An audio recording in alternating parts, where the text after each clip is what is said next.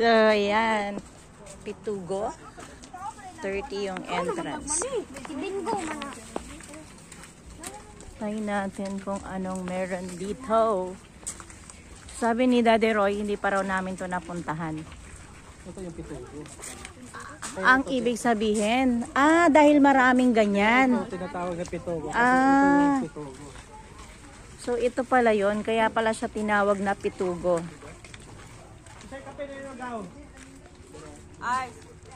Dahil dito.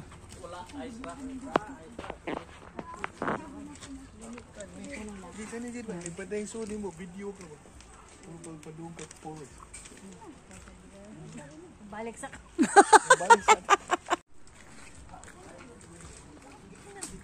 Yan guys, kaya pala to tinawag na pitugo kasi ayan siya.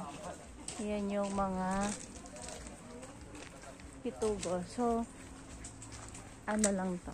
Ang dami nga pala, no? So, ayan. Tingnan natin kung ano bang meron dito. Para ano lang pala siya.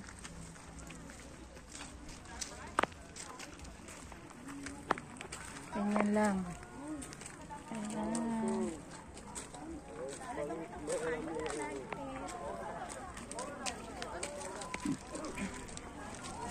Oh no. So ayan. Ang daming nakapila para doon sa pagsakay. 50 pesos yung per head. So ayan yan, oh.